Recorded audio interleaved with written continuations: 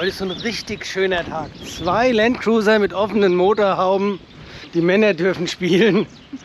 Da sitzen die Mädels. Und hier haben wir nämlich auch ein schönes Cruiser-Exemplar. Verlängerter Radstand mit einer richtig ordentlichen Kabine drauf. Und dem 4,5 Liter 6-Zylinder Benziner. Klingt auch seidenweich. Wunderschön. Ich kann mich ja wirklich glücklich schätzen, dass mein Mann auch mir immer wieder liebe Worte sagt. Sonst müsste ich inzwischen wohl eifersüchtig auf ein Auto werden. Hallo, wir sind Yvonne und René und nehmen euch mit auf unsere Langzeitreise durch Afrika. Diesmal sind wir wieder im Dreiländereck von Südafrika, Namibia und Botswana unterwegs. Kommt mit und steigt ein. Los geht's. Einen schönen guten Morgen, kurz vorm Halagali.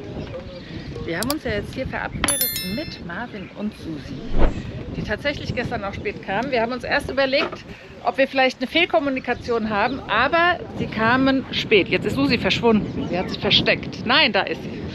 Und was ist? Männer mit Autos. Wo hängen sie? Über der Motorhaube. Witzigerweise haben wir Marvin in Deutschland schon kennengelernt. Wir haben das nur nicht auf der Kette gehabt. Ja, da gucken Sie. Er hat sich nämlich dieses Jahr, gell? Dieses Jahr hat er sich spontan hier in Südafrika diesen Cruiser gekauft. Der ist mit südafrikanischer Zulassung. Eigentlich haben wir uns kennengelernt in Deutschland, haben darüber gesprochen, dass er sich so ein Auto auf dem Ram, glaube ich, aufbauen wollte und dann verschiffen wollte. Da haben wir ein paar Mal geschwätzt. Aber dann kam ihm hier dieses Schmuckstück in den Weg und dann hat er dazu geschlagen. Und jetzt werden hier Vergleiche gezogen. Die Achse ist verlängert, der Rahmen ist verlängert beziehungsweise und noch die Kabine halt riesengroß mit dem Aufstelldach. Da bin ich schon ein bisschen neidisch und wo ich natürlich am meisten neidisch bin, ist auf den riesengroßen Doppelkühlschrank. Südafrikanische Verhältnisse. Ich mit meinen 38, das sind bestimmt 100, die ihr habt oder sowas. Und er ist voll bis unters Dach. Ja, wir haben gerade noch ein bisschen Vergleichstest gemacht. Unterdruckdosen für die Bremsanlage, wer mehr Druck produziert. Weil meine Bremse, die bremst nicht so richtig berauschend. Und dabei ist hier gleich nochmal aufgedacht, dass jetzt Kühlwasser aussabbert. Deswegen hat das Ding nochmal eine Schlauchstelle bekommen. So sieht unser kleines Paradies für 24 Stunden aus. Ja, ich weiß, ich hätte eine Roomtour machen müssen, aber manche Momente sind einfach auch mal privat und ich habe nicht dran gedacht. Unsere Wege trennen sich leider schon wieder, denn die zwei haben spontan noch einen Platz im Halagali Trans-Frontier National Park ergattert und wollen diesen natürlich nicht verfallen lassen. Und wir wollen eigentlich weiter westlich in Richtung Fish River Canyon, der noch auf unserer To-Do-Liste steht. Und so fahren die zwei Cruiser gemeinsam gen Abhängten mal wieder die Vorräte aufforsten, denn das ist weit und breit die einzige Möglichkeit dazu. Spontan wie wir sind, ändern sich dabei unsere Pläne. Bleibt einfach dran.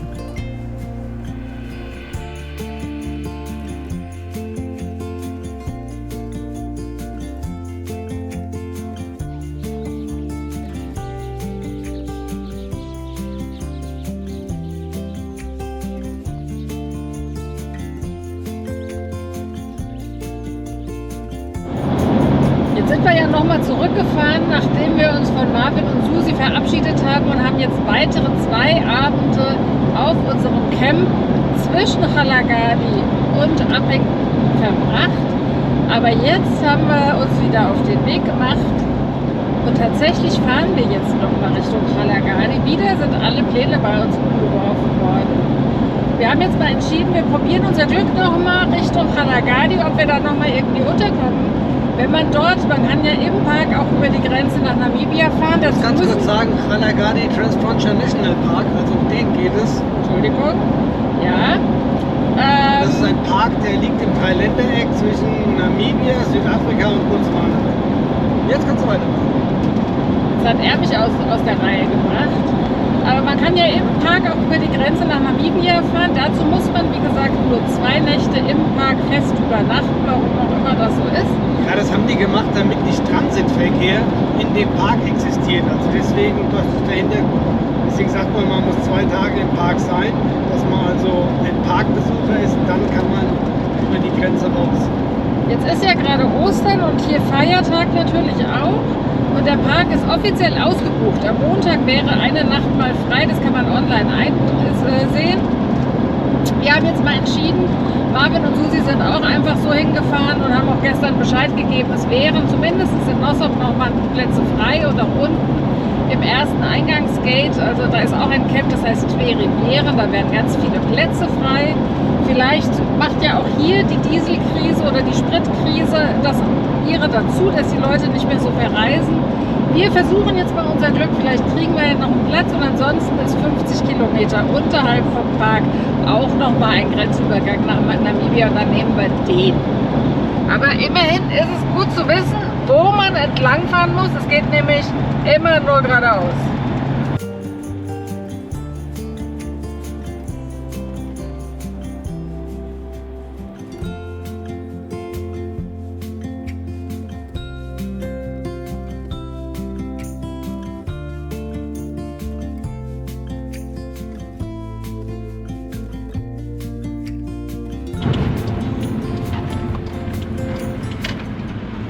Jetzt kommt so ein kleines Revival. Nach 4 Jahren kommen wir zurück nach Ashkam.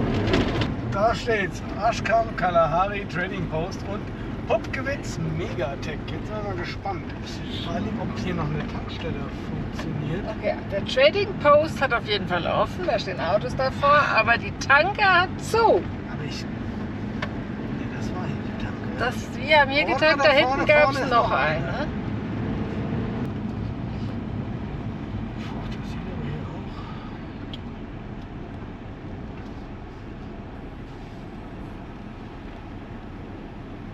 War das eben schön, wenn ihr das seht. Wir haben uns super gefreut. Vielleicht sehen wir euch auch später. Eben im Moment, wir stehen hier an der Tankstelle und vollkommen überraschend kommt jemand an mein Fenster ran und es steht ein Auto hier hinter uns, ein anderer Toyota.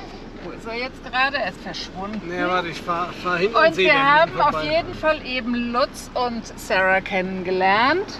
Da sind sie mit ihrem Auto. Und die gucken begeistert unsere Filme und freuen sich, haben sich so gefreut, uns eben zu sehen. Und das war so, so nice. Er Deutscher, sie Südafrikanerin, leben seit 40 Jahren. Unterstelle ich immer, dass sie Südafrikanerin ist. Und sie leben seit 40 Jahren in Kapstadt. Und das war einfach nur total putzig eben. Es hat uns sehr gefreut. Vielen, vielen Dank für dieses Feedback. Jetzt frisch vollgetankt, fahren wir mal. Ashkam Trading Post. Genau. Tata, ich kriege vielleicht einen Teppich. Oh, und ich stelle mich hier in den Schatten.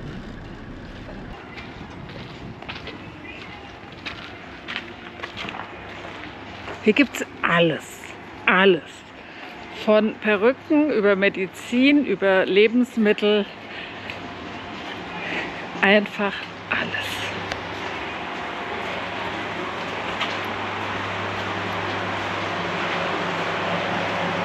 Letztes Mal war hier noch ganz laute Musik. Und da sind sie wieder. Wir haben eine neue Farbe entscheiden. Jetzt ist richtig spannend. Ich glaube, ich stehe die Farbe schon ganz gut hier. Also der Laden hat sich auf jeden Fall vervielfacht. Er ist viel, viel größer geworden als letztes Mal.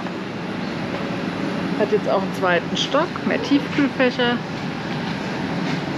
Hier, ich habe nämlich die frische Abteilung gesucht.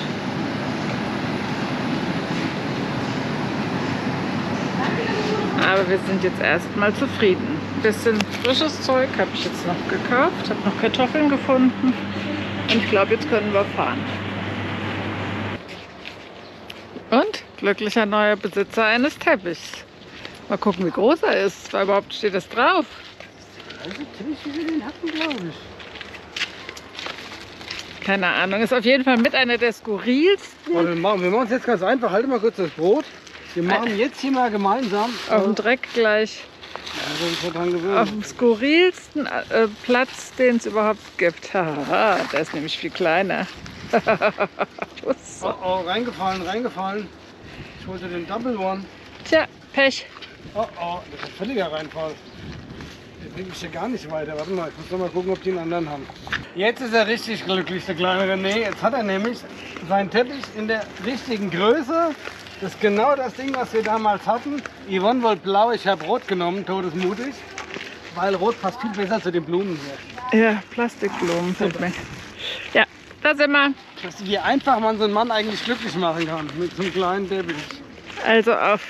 Aber der Letzte hat jetzt 4 Jahre lang seinen Dienst getan. Und jetzt kommt der neue für die nächsten 4 Jahre.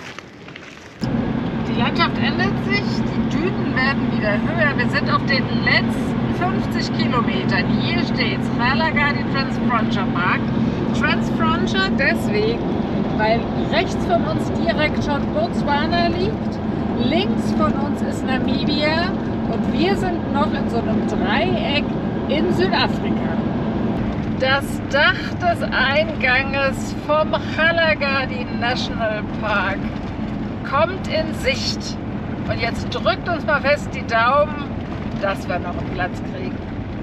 Da drüben ist das Restcamp, das erste, Twee Rivieren, 2 Flussläufe, weil der Kgalagadi National Park ist ja sehr markant, weil er ist genau also die Hauptadern sind 2 ausgetrocknete Flussläufe, die Namen der Flüsse weiß ich nicht mehr. Aber das ist so, einer geht ein bisschen weiter links, einer geht ein bisschen weiter rechts und der rechte geht auch dann nach Botswana rein. Aber ja, jetzt drückt uns mal die Daumen, dass wir hier bei Arrival Reception noch einen Platz kriegen. Da kommen strahlende Gesichter raus. Die Helden Afrikas kommen aus der Wir haben es geschafft. Ein bisschen lang hat es gedauert, aber wir haben es geschafft. Wir dürfen 2 Nächte hier im Park bleiben. Einmal hier auf der Seite, einmal auf botswanischer Seite. Somit haben wir die Ausfuhrbedingungen, Ausreisebedingungen erledigt. Müssen morgen noch mal herkommen, unsere Pässe abstempeln lassen. Und dann fahren wir übermorgen aus Matamata raus. Und wir fahren noch den kleinen Länderpunkt nochmal. Botswana fahren wir gerade Stimmt, ja. Morgen nochmal eine Nacht in Botswana. Das ist nämlich auch so ein richtiges Wildkind, glaube ich. Genau. In Botswana sind die viel abenteuerlicheren. Geil, da freue ich mich. Wir haben so eine richtig schicke, offizielle Reservierung. Weil das Camp, wo wir in Botswana sind, das ist nur so ein Overflow-Camp. Das konnten wir gar nicht richtig reservieren und auch nicht bezahlen. Da sind sie einfach richtig, richtig gastfreundlich und nett. Genau, die haben uns hier einfach gesagt, wo wir uns hinstellen sollen, haben uns das aber trotzdem hier nochmal bestätigt und auch mit dem Stempelchen, weil wir für die Ausreise diese Bestätigung brauchen der 2 Nächte. Willkommen im Twee Rivieren Camp. So sieht das hier aus. Die Südafrikaner machen ja jetzt bestimmt längerfristig auch Holidays hier, also Urlaub. Ja, Osterferien. Osterferien. Und man neigt ja hier auch dazu, es ist ja für die Südafrikaner unglaublich günstig, hier in die Nationalparks zu gehen. Und auch die Campgrounds sind einigermaßen erschwinglich. So, dass wir ja gelernt haben von anderen Südafrikanern, dass man hier Urlaub macht. Jetzt haben wir mal einen kurzen Blick von oben. Wir haben versucht, ins Restaurant zu gehen. Allerdings ist das nichts gewesen. Da war kein einer Gast. Und das finden wir eher komisch. Dann gehen wir doch lieber bei uns zu Hause essen. Hier seht ihr jetzt mal die Seite von oben. Wir sind ja jetzt hier auf südafrikanischer Seite. Da drüben ist das Camp Twee Rivieren auf botswanischer Seite. Und genau hinter Renés Kopf ist ein Zaun, sieht man einen Zaun und man sieht so jetzt die letzten Nachzügler sieht man jetzt reinkommen. Die haben bestimmt geile Sichtungen gehabt, deswegen sind sie alle zu spät. Wer ein genaues Auge hat, sieht hier eine Zwergmanguste, die uns ganz neugierig begutachtet und auch was da unten so passiert. Hier mal gut Platz sagen. Wo ist sie hin?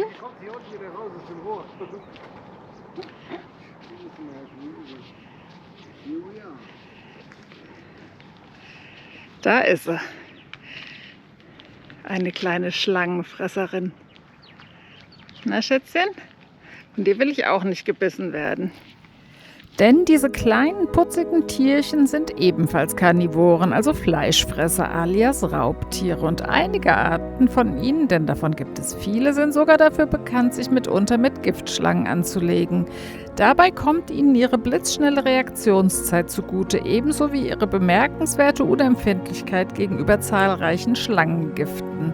Deshalb können sie sogar Skorpione und Tausendfüßler verspeisen, alles ohne Schaden zu nehmen. Das sagt die kleine Klugscheißerin vorm Bildschirm. Einen wunderschönen guten Morgen. Es ist mal wieder soweit Game Drive. Es ist vor dem Aufstehen. Es bereitet sich schon vor. Und ja, gleich haben wir hier mal den Diesel starten und ans Gate fahren und uns anstellen. Da kommt bald die Sonne, die Vögel fangen an zu zwitschern und unsere Nachbarn haben schon ihre ganzen Zelte abgebaut. Deswegen waren wir auch so früh wach und jetzt fahren wir gleich rüber ans Gate. Hier sehen wir 2 Exemplare, wahrscheinlich in Bronze gegossen, der für hier typischen Tiere, die Oryx-Antilopen. Zumindest die vordere, es müsste eine Oryx-Antilope sein, die hintere eine Säbelantilope, keine Ahnung. Jetzt muss erstmal die Fahne gehisst werden.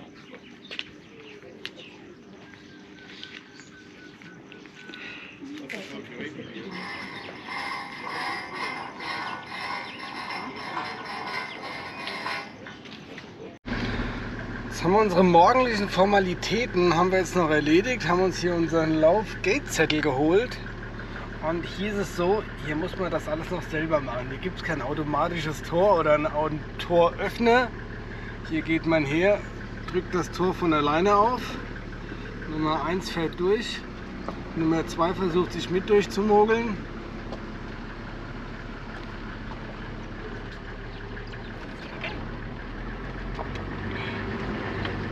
Danke. Und während wir uns jetzt auf die Suche nach den Tieren machen, noch ein kleiner Hinweis in eigener Sache. Wenn euch unsere Filme gefallen, dann empfehlt uns gerne weiter. Lasst uns ein Abo da, gebt dem Film ein Like und schreibt uns einen Kommentar. Damit unterstützt ihr unsere Arbeit und helft uns, auch in Zukunft solche Videos für euch zu machen. Und erfreut uns natürlich noch dazu enorm. Wenn ihr unsere Reise sogar direkt unterstützen möchtet, findet ihr den entsprechenden Link zu PayPal unter der Videobeschreibung. Egal auf welche Weise ihr uns begleitet. Vielen, vielen Dank für eure Unterstützung und jetzt geht's weiter auf der Suche nach unseren kleinen und großen tierischen Protagonisten. Das ist total spannend, immer hier so durch die Gegend zu fahren. Das ist ja so ein bisschen auch wie auf die Jagd gehen, glaube ich. Da oben ist schon mal hier ein Adler im Busch, im Baum. Morgen, ihr Lieben, euch haben wir schon so lange nicht mehr gesehen.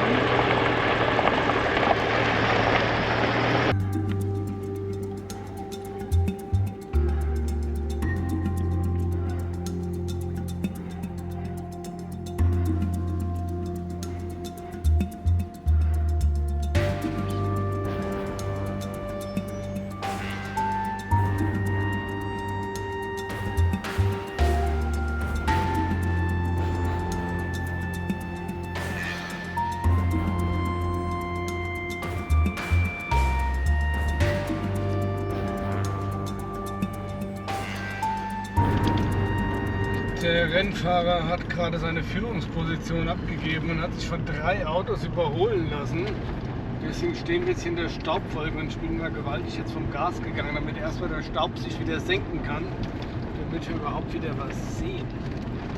Ja, das war schon so ein bisschen so ein Problem, muss man sich überlegen, will man die Führungsposition behalten, dann musst du halt auch auf dem Gas bleiben. Aber wir waren schon im Maximumpunkt.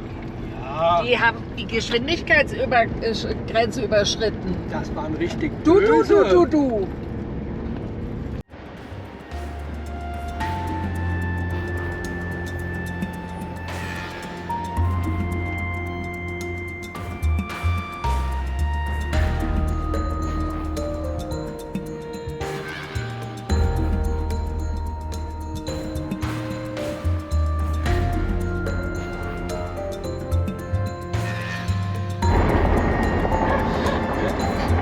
Ich habe gerade gesagt, komm, wir machen uns mal wieder ein bisschen schöne Musik an. Die kann ich jetzt nicht bei der Kamera laufen lassen, weil das geht nicht mit den YouTube-Videos, aber wir hören furchtbar gerne Out of Africa, den Soundtrack, wenn man so durch solche Landschaften fährt und wir haben sofort Pipi in den Augen, Gänsehaut, weil es einfach so, so romantisch und so schön und so überhaupt ist. Das Das wird dann alles noch epischer irgendwie. Voll Wahnsinn. Voll. Und ja, das wollte ich jetzt einfach nur auch gerade wieder mal kurz teilen. Dann mache ich euch jetzt aus und die Musik wieder an und wir genießen den Moment.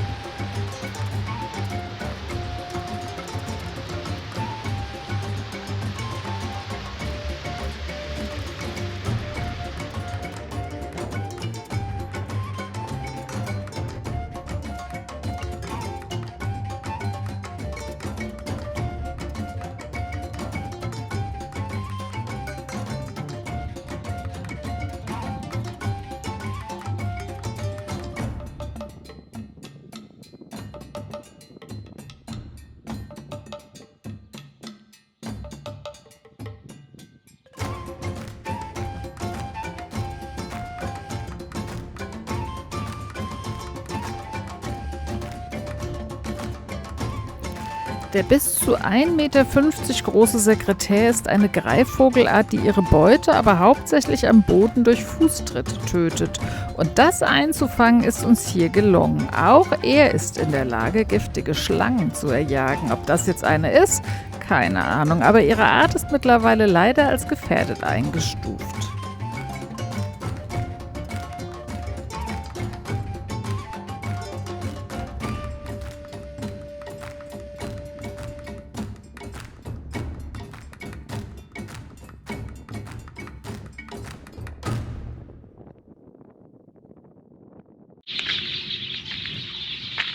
Hier seht ihr einen Platz, wo man aussteigen darf. Und wo die Löwen ganz sicher wissen, da sind dumme Touristen, hier komme ich mal her und fress sie. Es ist halt noch sehr früh, deswegen machen jetzt wenige Leute hier Pause, aber quasi ein offizieller Picknickplatz. Jetzt haben wir mal einen Löwen gesichtet.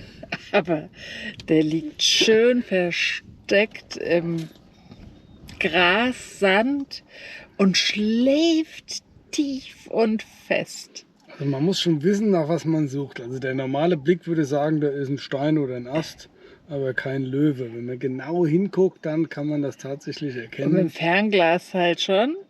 Aber er ist so, schätze ich mal, 100 Meter von uns entfernt. Liegt da halt. Bewegt sich. Eben hat sich was bewegt. Eben hat sich was bewegt. Okay, dann muss man schnell gucken.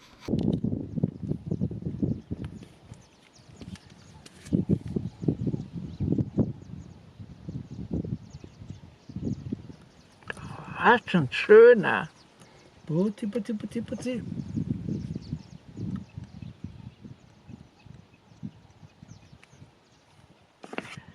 Wow, ist der schön. Schade, dass er im Schatten liegt. Und hier kommt der König der Kalahari. Leopardenschildkröte.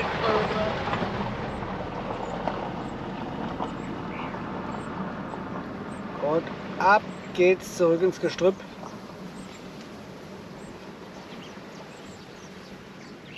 Es ist soweit. Ich wollte gerade sagen, so weit ist es schon. Ich muss mir jetzt mit Begeisterung Kacke angucken.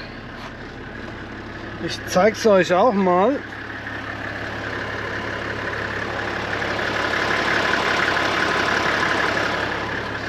Das ist angeblich Löwenkacke. Das finde ich ja schon noch ein bisschen spannend. Und frisch, weil die ganzen Schmetterlinge sind ja drumherum. Ja, jetzt gucken wir mal, ob wir hier auch den Kacker sehen können. Das ist aber ein ordentlicher Haufen. Das ist ein ordentlicher Haufen. Na gut, wenn der Löwe vorher mal aus dem Kudu gegessen hat, muss er mal was durch den Darm gehen, oder? So, aber wo ist der Löwe? Könnt ihr was sehen? Hier ist auch Verkehrsaufkommen, einer ganz anderen Art. Hier ist die Kappkobra, die da oben in den Nestern gerade von den Social Birds, den Webervögeln, die Nester ausraubt. Und auf der anderen Seite wurde ich hingewiesen, dass da irgendwas ist. Das haben wir gar nicht gesehen. Ich habe nicht verstanden. Das Wort kannte ich noch nicht im Englischen. Da sind 2 Eulen. Die konnte ich jetzt gerade noch einfangen. Und wir sitzen jetzt hier die ganze Zeit schon und gucken der Kappkobra dazu, wie sie die Nester plündert. Und die armen Vögel gucken hilflos mit zu. Ja, das wundert mich. Es ist relativ wenig Geschreie von den Vögeln. Ich hätte mit mehr gerechnet.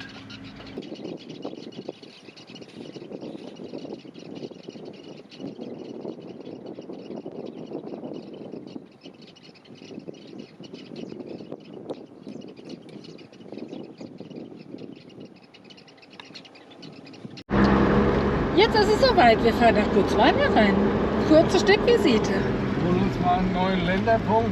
Da Botswana. geht's rein. Aber da muss ich erstmal wieder meine Assistentin rausschicken. Hopp, hopp, hopp, hopp, hopp. Zu den Löwen und Leoparden.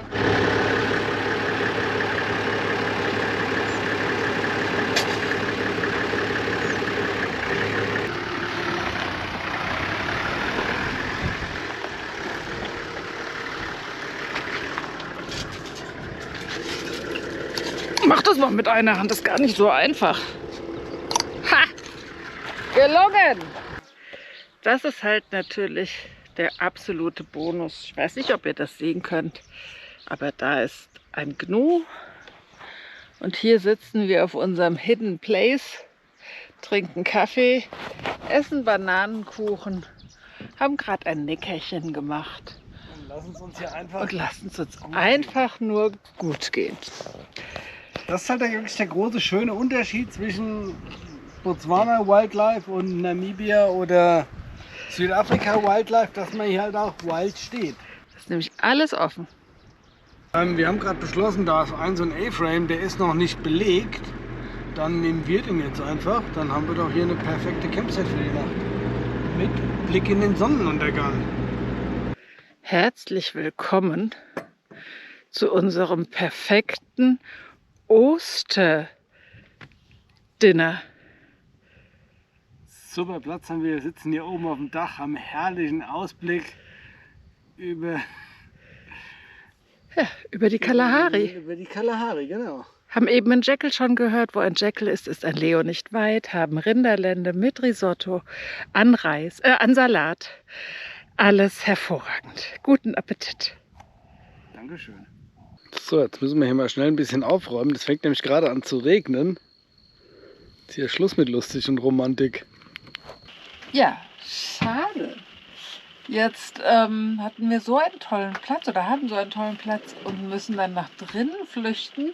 Jetzt müssen wir erstmal ein bisschen die Unordnung hier aufräumen und dann geht's heier. Also ich sage jetzt schon mal gute Nacht, weil morgen früh müssen wir wieder früh aufstehen.